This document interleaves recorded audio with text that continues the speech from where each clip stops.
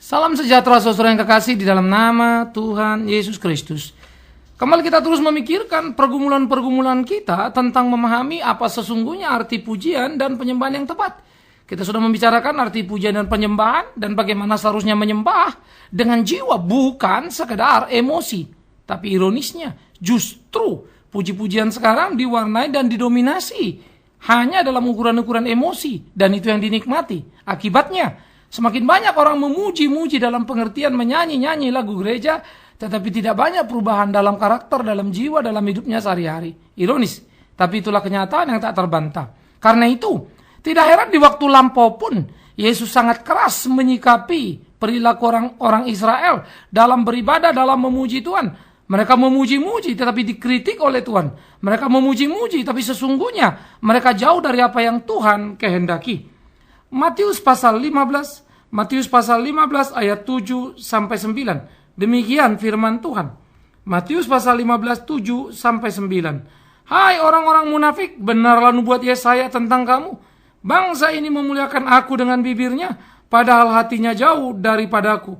Percuma mereka beribadah kepadaku, sedangkan ajaran yang mereka ajarkan ialah perintah manusia.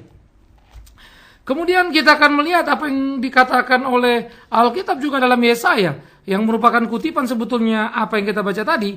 Yesaya pasal 29 ayat ke-13. Yesaya pasal 29 ayat 13. Dan Tuhan telah berfirman, oleh karena bangsa ini datang mendekat dengan mulutnya dan memuliakan aku dengan bibirnya, padahal hatinya menjauh daripadaku, dan ibadahnya kepadaku hanyalah perintah manusia yang dihafalkan. Saudara, kritik yang sangat menarik yang sudah diungkapkan oleh Tuhan Yesus ternyata juga sudah dikumandangkan oleh Yesaya di waktu yang lampau. Bagaimana perilaku atau sikap orang-orang Yahudi yang sangat mengerikan. Maka pertama mari kita lihat, mereka memuji Yes. Orang-orang Israel di waktu lampau memuji Tuhan lebih hebat dari kita. Gambaran Mazmur sangat indah. Mereka menyanyi, bahkan bertepuk tangan, dikatakan memuji atau menyembah dengan mendalam. Tapi ternyata mereka itu tidak disukai oleh Tuhan. Jadi, jangan bilang kalau menyanyi dan memuji Tuhan, maka Tuhan pasti suka. Nanti dulu. Karena yang menjadi persoalan bukan apa yang keluar dari mulutmu, tapi apa yang ada di dalam hatimu. Maka dikatakan oleh Tuhan, percuma mereka memuliakan aku dengan mulut bibirnya, hatinya jauh dari aku. Jadi ini persoalan pertama dulu. Sementara kita seringkali mengukur dari mulut bibir itu keluar apa? Suara yang indah, suara yang manis. Nah ini yang rawan. Padahal kita tidak pernah berkata itu. Tapi itulah kita. Kalau orang sudah melompat, orang sudah menari, kita katakan dipenuhi Roh Kudus. Ironis juga bukan? Tapi bagi yang tidak setuju, menari melompat bisa-bisa dia bilang dipenuhi setan, rasukan setan. Nah ini sesuatu perdebatan yang justru menunjukkan memang betapa rendahnya pemahaman kita akan nilai puji-pujian. Sehingga semua, baik bertepuk tangan atau tidak, terjebak hanya pada fenomena yang bisa dilihat mata. Pada persoalan-persoalan hati. Nah ini dulu. Jadi saya pikir kita mesti berani mengkoreksi diri. Jadi bukan sekedar gayanya, saudara. Tetapi secara jujur anak-anak muda. Ya, orang-orang sekarang kalau diajak atau orang-orang yang stres begitu ya, lagu senang lompat-lompat ya otomatis sukalah. Ayah di konser begitu kok, pergi ke diskotik ya begitu kok. Siapa yang nggak suka itu? Karena itu sangat energik dan bisa melampiaskan ketegangan-ketegangan yang ada. Lalu dibahasa rohanikan. Waduh rasanya saya senang, saya lega memuliakan Tuhan. Ini kan jadi pembodohan yang sangat menakutkan. Karena ini bukan soal rasa, ini soal jiwa. Rasa itu di dalam tataran emosi tadi. Jiwa itu ketenangan sukacita yang mendalam. Sehingga kita tidak bisa terjebak hanya dalam ranah psikologis saja. Ranah perasaan tadi. Tapi mendalam. Di dalam personal relationship kita dengan Tuhan. Ini soal jiwa, soal ketenangan. Yang bisa membuat Anda menjadi rasa bersyukur. Bersukacita dan kuat menghadapi kehidupan ini. Ya. Jadi ini juga perlu dipahami baik-baik saudaraku. Karena apalah gunanya saudara nyanyi, melompat-lompat memuji Tuhan, tapi Tuhan enak melihat kita istilahnya ya. Sehingga berlakulah Matius 7 itu tidak setiap orang menyebut namaku Tuhan, Tuhan masuk surga. Tapi mereka yang melakukan kehendakku. Kalau boleh saya pinjam sebentar, lalu memakai istilah, tidak semua orang yang memuji-muji Tuhan masuk surga toh, tapi yang melakukan ketetapan-ketetapan Tuhan, yang memuji Tuhan dengan hatinya. Dan orang yang memuji dengan hati pasti melakukan dengan perbuatan. Karena itu tidak penting sepintar apa Anda menyanyi, sehebat apa Anda menyanyi, seberapa banyak yang bertobat karena kau menyanyi. Tapi seperti apa hidupmu sebagai orang yang bisa nyanyi itu. Buah hidupmu itu loh, itu yang jadi penting. Nah karena itu, Alkitab mengingatkan kita. Khususnya para pemimpin pujian, jangan lagi sampai terjebak. Mengajak orang menyanyi, lalu memotivasi orang dan orang menyanyi, menangis bahkan. Tetapi kemudian hidup saudara sendiri, saudara jujur tidak seperti itu. Dan repotnya saudara bilang, ketika orang nyanyi begitu, lalu saya bilang kita sudah dekat Tuhan. Mestinya kita berani, mari kita memuji Tuhan, bukan hanya dengan bibir kita, tapi hati kita. Sekarang kita memuji Tuhan hati, apa kita bersorak-sorai, tetapi apakah hati kita sungguh-sungguh? Biarlah kita memeriksa. Itu yang mestinya diucapkan terus, mengingatkan umat itu. Tapi bukan malah membuat mereka lupa, lalu berpikir dengan menyanyi dan memuji dengan melompat, mereka sudah memuliakan Tuhan. Dengan hati dan jiwanya, padahal cuma mulut, bibirnya. Itu bisa bahaya. Tuhan kan jadi marah. Kasihan itu jemaat, jadi tertipu sebetulnya. Karena mungkin dia tidak tahu apa-apa. Maka siapapun yang berani di mimbar menjadi pemimpin pujian, apalagi pengkhotbah, hati-hati dengan mulut bibir kita. Pelajari betul-betul Alkitab, dalami betul-betul. Biarlah apa kata Alkitab kita katakan, sekalipun kemungkinan paling besar, orang tidak akan suka mendengarnya. Karena benar, tegas dan jelas. Sementara orang suka abu-abu. Maka Tuhan mengkritik. Hai orang-orang munafik. Itulah beragama ini repotnya. Kita terjebak dalam kemunafikan. Perlu sebuah keseriusan saudaraku. Ya. Oleh karena itu, tiap siapapun memuji memuliakan Tuhan harus dilihat hidupnya. Satu waktu ada satu orang datang sama saya lalu bilang, aduh Pak, si Anu itu loh. Dia kalau mimpin pujian kita semua nangis. Kita merasa dekat Kristus, kata mereka. Tetapi sekarang dia cerai, lalu menikah lagi. Cerai hidup, nikah lagi. Gimana ini Pak? Kita kaget. Saudara-saudara, semua orang kaget. Karena berpikir dia memuji bisa membuat orang menangis, pasti dia suci dong. Dia hebat dong, dia dipakai Roh Kudus dong. Sayang, entah kenapa orang Kristen mendadak jadi bodoh kalau sudah beragama. Terlalu banyak penyanyi di kolong dunia ini, tidak perlu Kristen. Kalau dia menyanyikan, bahkan tidak perlu lagu gereja. Lagu-lagu dunia, lagu-lagu yang sedih, kita nangis. Waktu masih muda saya suka nonton film India. Kalau sudah belum sedih, dia nangis, nangis sambil muter-muter, nyari-nyari gitu ya. Air matanya bercucur, ya saya juga ikut jadi nangis. Haru. Drama-drama Mandarin di waktu lampau, cerita tentang keluarga, kepedihan. Lalu ada background musiknya, dia nyanyi, kita nangis juga. Apa bedanya? Satu bilang itu kan nangis karena perasaan, ini kan dengan Tuhan. Sama. Cuma judulnya yang berubah. Kita bawa-bawa pada Tuhan. Tapi yang bermain sebetulnya emosi kita. Itu sebab apakah perubahan hidup kita menjadi berubah? Saya nonton, saya nangis. Ya, nonton Ratapan Anak Tiri kita nangis. Ingat hati-hati loh Ibu Tiri berat. Tapi sebagai anak saya tidak baik-baik juga pada orang tua saya. Hanya karena nonton itu. Ya, padahal kan kalau dapat istilahnya orang tua tiri kan sedih amat. Nah, saya tidak menjadi baik dengan orang tua kandung saya. Saya nonton bagaimana pergumulan perjuangan seorang ibu. Sedih banget. Tapi saya kemudian sama lagi. Saya kagum, saya nonton ibu itu kasihan. Tapi saya juga tidak menjadi baik. Anak yang baik di depan ibu saya. Saya anak yang menyusahkan. Mari kita jujurkan gitu ya. Begitu juga kita dalam beribadah ini. Apakah kemudian kita jadi baik dan benar? Ya kita jujurlah. Apakah kemudian mereka yang memimpin memuji hebat itu hidupnya jadi benar? Hati-hatilah, gampang dilihat itu. Pohon dikenal dari buahnya, bukan jingkrakannya, bukan puji-pujiannya. Jadi, awas. Percuma kau memuji, memuliakan nama Tuhan, tapi hatimu tidak kepadanya, kau tidak melakukan apa kehendaknya. Tapi jangan usah kau bilang lagi begini, saudara. Mari kita puji Tuhan dengan hati kita. Puji dia, memuliakan dia dengan sungguh-sungguh. Jangan hanya dengan mulut bibir. Tapi hidupmu sebenarnya begitu sih. Ya, kalau di atas mimbar kan nggak bisa kelihatan. Di ruang gereja jemaat nyanyi kan nggak bisa kelihatan. Sehari-harinya. Nah, karena itu kita harus jujur. Ya, harus jujur pada diri. Ya, supaya jangan nanti sampai kita kaget ketemu Tuhan ditolak kan repot seserah.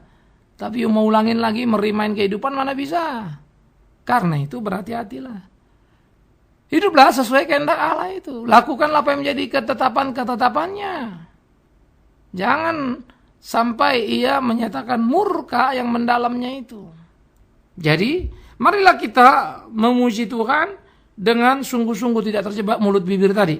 Ya, sebelumnya kita juga sudah bicara tentang jiwa dan emosi. Yang kedua, saudara yang kekasih, bagaimana kita memuji Tuhan bukan saja dengan sikap jiwa dan hati tadi, tapi kemudian pujian kita itu akan diukur bukan dari sekedar cara menyanyinya, sikap menyanyinya, tepuk tangan apa enggak, khusyuk apa enggak, nangis apa enggak. Enggak, bukan itunya. Tetapi justru output sesudah itunya. Apa yang dihasilkan dari pujian itu? Adakah perubahan dalam kehidupan? Nah, itu yang jadi persoalan. Adakah perubahan dalam kehidupan atau tidak? Ya, itu harus tampak lagi seperti saya selalu katakan. Orang yang memuji Tuhan akan tampak dalam kehidupannya. Orang yang betul-betul memuji dan memuliakan Tuhan tampak dalam kehidupannya. Hidupnya sangat memuliakan Tuhan. Dengar baik-baik. Terlalu banyak pemuji bawa-bawa nama Tuhan, urusannya semua uang. Terlalu banyak pemuji bawa-bawa nama Tuhan, urusannya semua soal dompet, soal kehormatan. Nah, ini yang ironis. Lalu kita mencari berbagai-bagai alasan, menyebut ini berkat Tuhan, itu berkat Tuhan. Tapi hidup kita sendiri nggak jadi berkat bagi sesama. Kita cuma cari-cari berkat terus, nah, itu juga salah kan. Nah, kita mesti hati-hati. Nah, karena itulah sebetulnya bagaimana hidup yang memuliakan Tuhan harus dilakoni dengan sikap yang pas, yang benar. Ya, ini menjadi penting saudaraku, supaya kita tidak terjebak lagi seperti yang saya katakan tadi pada tempat-tempat atau situasi yang salah. Nah, lakukanlah apa yang menjadi kehendak Tuhan dalam kehidupan ini. Sungguh-sungguh memuliakan namanya. Sungguh-sungguh melakukan kehendaknya. Alangkah indahnya. Nah, itu perlu. Nah, jadi saudaraku yang dikasihi oleh Tuhan Yesus Kristus, ini yang perlu kita gumuli di dalam kehidupan kita. Bagaimana seharusnya kita menjalani hari-hari kita di dalam terang firman Tuhan itu, di dalam takut akan Tuhan itu. Sehingga hidup kita sungguh-sungguh menjadi hidup yang menyenangkan hatinya. Nah, inilah. Sehingga dengan demikian kehidupan kita itu menjadi kehidupan yang mencerminkan ketetapan-ketetapan dan kehendak Allah. Itu perlu. Nah, oleh karena itu, sebab itu, mari kita tiap hari melakoni hidup kita itu seperti apa yang Dia mau. Mari kita senangkan hatinya. Sehingga hidup kita itu betul-betul menjadi hidup yang memuliakan nama Tuhan. Nah, ini perlu saudara. Saya pikir ini menjadi pergumulan-pergumulan orang Kristen dalam kehidupan sehari-harinya. Bagaimana bisa menjalani hidup yang memuji dengan tepat, dengan benar tadi. Sehingga selalu mengukur dirinya dengan output yang dihasilkannya. Nah, tiap umat mesti saling mengawasi, saling mencermati. Jadi kita nggak main masa bodoh, bodoh lah itu urusan dia dengan Tuhan. Anda tidak bertanggung jawab. Alkitab kan sudah bilang, kalau kau lihat temanmu bersalah dan kau tidak menegur, kau juga salah. Apalagi tidak mau tahu. Waduh, ngeri sekali. Kita bukan saling mencemooh, salah. Kita bukan saling menjatuhkan vonis, menghakimi, bukan. Melihat, mesti semua hidup benar. Saling mengamati, saling mencermati. Dengan demikian, kita sebetulnya sudah saling bertolong-tolongan. Supaya jangan terjebak pada kemunafikan. Tapi ketika membiarkan, sejatinya kita sudah hidup dalam kemunafikan. Ah, itu menakutkan, bukan? Nah, karena itu hati-hati. Maka sekali lagi, jangan salah menerjemahkan. Jangan salah memahami.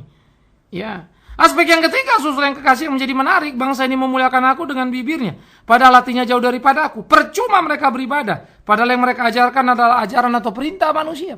Kritik itu sangat dalam bagi saya antara ibadah yang kita lakukan di dalam bagian itu, kita memuji Tuhan. Maka dikatakan percuma mereka memuji dengan mulut bibir. Percuma mereka beribadah karena melakukan perintah-perintah manusia. Jujur saja, gereja sekarang banyak membuat aturan-aturan main yang sangat manusiawi, yang dibuat dengan aturan manusia.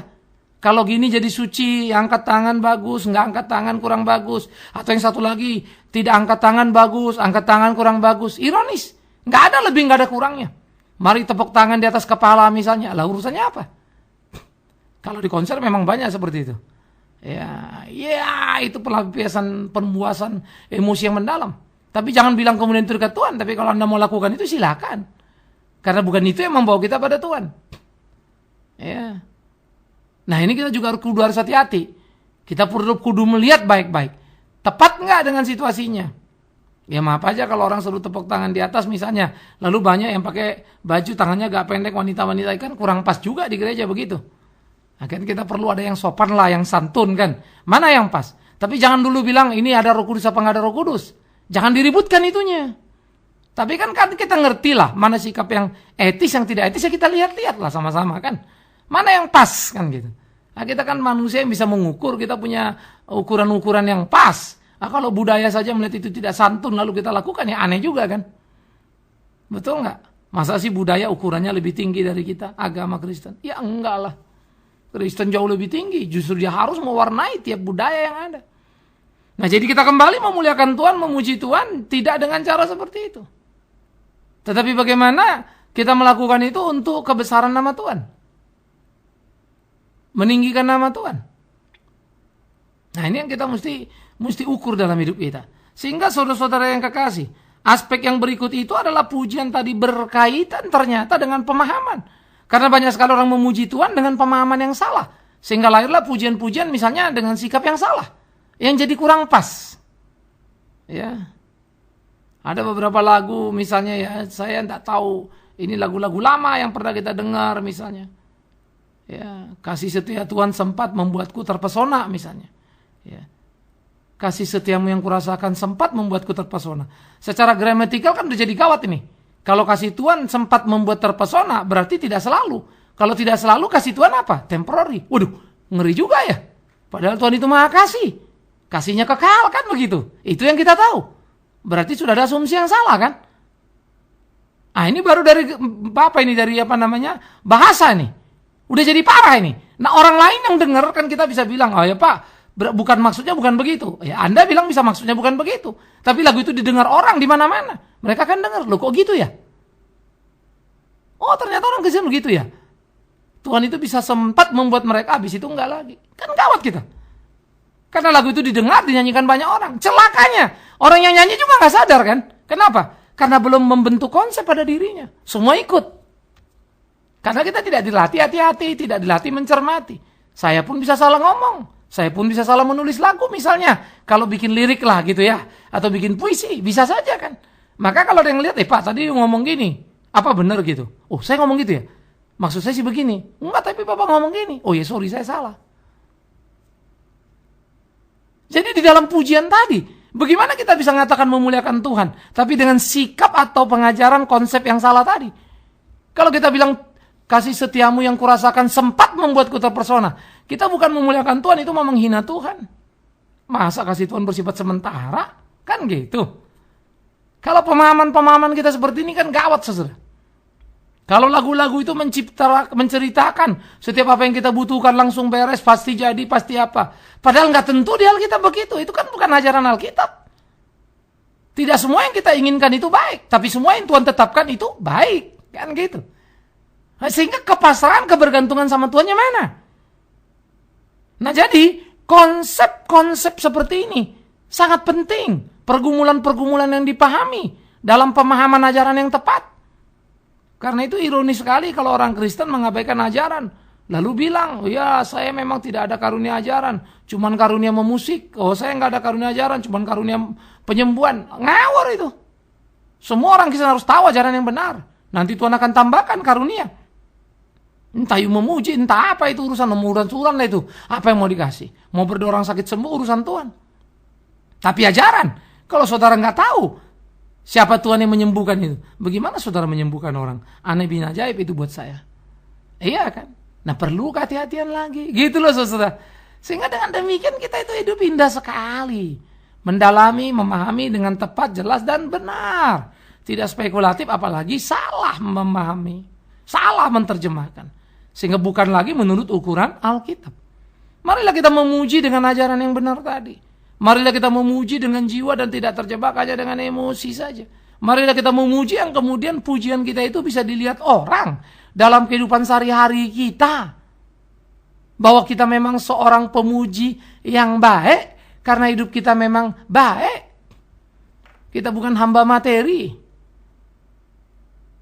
Bisakah? Ah ini pertanyaan harus dikembalikan kepada kita masing-masing. Dan tiap saudara yang mendengar juga jangan jadi terbodoh-bodoh dalam arti kata mau saja terus dibodoh-bodohin Nah, saudara mesti belajar pintar karena urusan ke surga bukan urusan satu kelompok keluarga atau satu kelompok gereja. Urusan ke surga itu kan urusan pribadi-pribadi. Iya dong saudara-saudara ya. Jangan sampai saudara jadi pribadi yang kemudian dimarahi Tuhan karena saudara tidak pernah peka dan tertipu dalam perjalanan keimanan. Nah, jadilah pribadi yang matang. Ada di tempat yang benar. Angkat kaki dari tempat yang salah. Tapi berusaha untuk merubah di tempat di mana Anda ada. Syukur. Kalau mereka yang diomongin mau berubah, puji Tuhan. Tapi kalau sudah mentok, pikirkan pertumbuhan imanmu yang benar. Kan begitu saja. Karena gereja Tuhan cuma satu. Mereknya yang banyak, kita yang bikin itu. Ya. Saya termasuk bagian yang suka saya bilang, dari kejengkelan saya terhadap gereja banyak, saya salah satu dari bagian itu. Jadi pusing sendiri dengan realita yang ada. Saya ada di sini, ada di hidup ini. Saya harus akui betapa beratnya. Tapi saya tidak bisa benarkan. Dan saya sendiri terlibat dalam kesalahan itu. Nah, itu menjadi doa Tuhan, aduh repotnya. Kita punya pertimbangan teknis tapi rasanya bukan ini panggilan Tuhan. Tapi itulah kenyataan pahit. Pil pahit yang harus kita telan. Sehingga kita harus hati-hati. Tidak mempertajam apalagi memperibut dan memecah-mecah tubuh Kristus. Ya, maka bagi saya merek gereja hanya terpaksa dalam tanda petik harus pakai merek. Namanya berorganisasi, namanya hidup di satu negara, itu saja. Tapi semangat saya seharusnya semua gereja sama dalam ajaran yang sama, yang benar, yang tepat sesuai Kristus. Kemana orang mau pergi, jemaat saya mau kemana pergi beribadah, selama benar silakan. Nah, ini perlu. Itulah hidup yang memuji Tuhan. Itulah hidup yang memuliakan Tuhan dan kita belajar. Mari saudara, cermati, pikiri baik-baik, amati. Dari mulai apa teks yang dinyanyikan, apa sikap yang paling dalam, sikap hati kita tentunya dulu ya. Lalu lagu apa yang mau kita nyanyikan, kayak apa teksnya, gimana cara menyanyikan. Biarlah kita ukur dengan ukuran yang benar, yang tepat. Tidak sekedar terbawa emosi. Pemimpin bilang gini, tapi kalau kita lihat betul apa enggak itu ya. Kok rasanya kurang pas ya, kurang pantas. Ya ngomong sono sampaikan. Ya, jadi jangan jadi Anda ada provokator lalu Anda ikut jadi penggembira, geger semua ribut. Sudah ribut nggak tahu yang mana yang benar, mana yang salah. Kan gawat kita. Nah, marilah saudara yang kekasih. Di sini kita menemukan kesejatian kebenaran di dalam hidup pengikut Tuhan. Kiranya tiap pujian yang kita naikkan makin hari, makin diperkenan oleh Tuhan, makin menyenangkan Tuhan. Karena kita lakukan seturut dengan kehendaknya. Tuhan dipermuliakan. Tuhan menolong kita, Tuhan memimpin kita. Puji Tuhan. Amin. Mari kita berdoa. Kami bersyukur, kami berterima kasih ya Tuhan untuk berkat-Mu dalam kehidupan kami. Terus tolong tuntun pimpin kami menjalani hari-hari kami, khususnya di dalam hidup sebagai umat yang memuji-Mu. Mampukan kami memuji bukan saja dengan cara yang benar, hati yang benar, tetapi didasari pada pemahaman yang benar. Karena itu, tolong kami mencintai tiap ajaran-Mu, tak terjebak pada kesalahan, tapi boleh menjadi agen kebenaran untuk puji hormat bagi nama Tuhan. Demi Yesus Kristus Tuhan kami yang hidup, kami berdoa, kami bersyukur pada Bapa di dalam sorga. Amin.